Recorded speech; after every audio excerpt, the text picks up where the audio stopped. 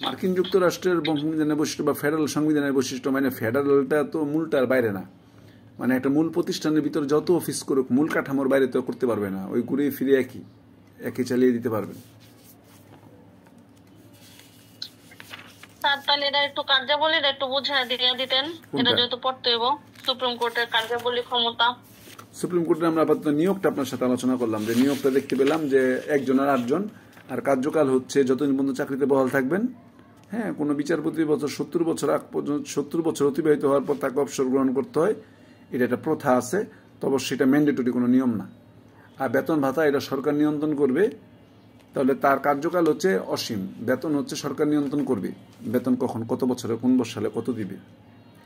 Supreme কোর্টের ক্ষমতা কি? সুপ্রিম কোর্টের ক্ষমতা বাংলাদেশের মতন ব্যাপক ক্ষমতা ভোগ করে, আইনগত ব্যাখ্যা এবং সংবিধানের অভিভাবক হিসেবে কাজ করতে। মার্কিন যুক্তরাষ্ট্র তো সুপ্রিম কোর্ট তো সংবিধানের তো অভিভাবক। হ্যাঁ, এটা তো আমরা জানি, সুপ্রিম কোর্ট সমস্ত কিছু করতে পারে। সুপ্রিম কোর্ট আইনের ব্যাখ্যা দেয়, সুপ্রিম কোর্ট নাগরিক অধিকার সংরক্ষণে অনেক গুরুত্বপূর্ণ পালন করে। আইনের ব্যাখ্যা দিবেই তো সুপ্রিম কোর্ট, যে এই আইনটার শব্দটার মানে কি হওয়া উচিত।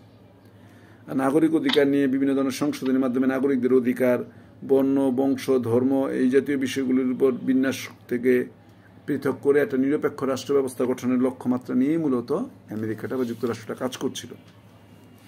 সুপ্রিম কোর্টের সংবিধানের ব্যাখ্যা দানের ক্ষেত্রে নাগরিকদের অধিকারে গুরুত্বপূর্ণ দায়িত্ব পালন করে থাকে কেন্দ্রীয় এবং রাজ্য সরকার। যেখানে যাই না কেন আমরা সব জায়গাতে আমরা নাগরিকদের অধিকারের একটা মাইল ফলককে দেখতে পাবো।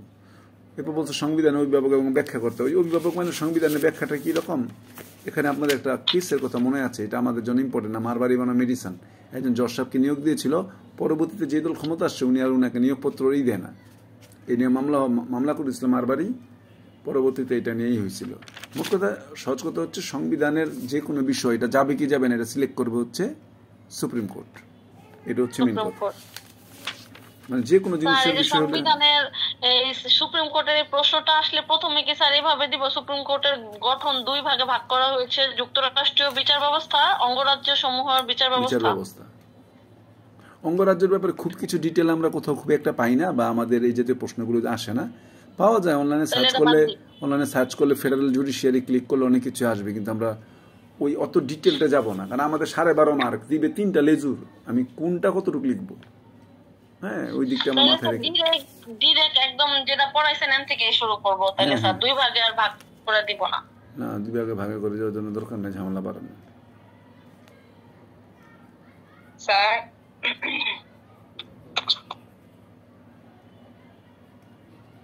বলেন স্যার, ব্রিটেনের পার্লামেন্ট কি সার্বভৌমত্ব, এটা একটু স্যার বলেন স্যার। ব্রিটেনের পার্লামেন্ট সার্বভৌম কিনা? জি স্যার। ব্রিটেনের পার্লামেন্ট সার্বভৌম দৃশ্যমান হইল ব্রিটিশ পার্লামেন্ট। আচ্ছা, পার্লামেন্টকে আমরা ওইভাবে পড়িয়েছি? পার্লামেন্ট তো আমরা ওইভাবে পড়াই নাই।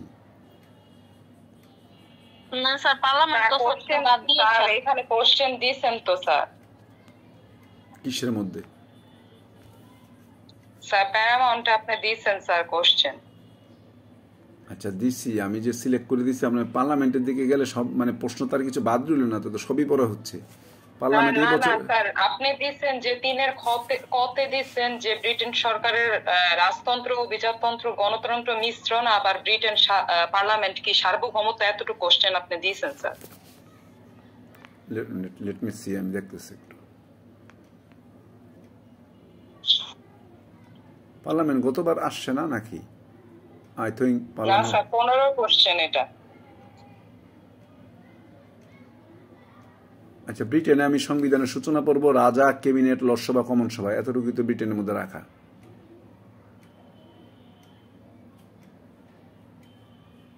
সো এই বিষয়গুলো কোথা থেকে আসলো? ইতিপূর্বে মানে এর আগে যখন বড় সাজেশনটার মধ্যে ছিল ওইটা থেকে বলতেছেন?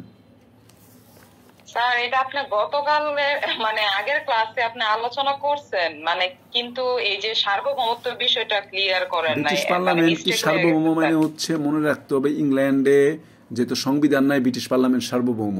তবে তবে ব্রিটিশ পার্লামেন্ট অনেক কিছু করতে পারে, তবে এমন কিছু করে না যাতে জনমতকে উপেক্ষা করে, এমন কিছু করে না যাতে যাতে মানে প্রথমত জনমতের একটা প্রেশার থাকে, তারপর হচ্ছে পত্রপত্রিকায় লেখালেখির একটা প্রেশার থাকে, এই বিভিন্ন কারণে তারা চান্স পাইলে অনেক কিছু করে না। জনগণে খেপে যাওয়ার সম্ভাবনা থাকবে, এক। দুই হচ্ছে মিডিয়া এটা নিয়ে লেখালেখি করে তাদের তুলোধনা করে ফেলবে।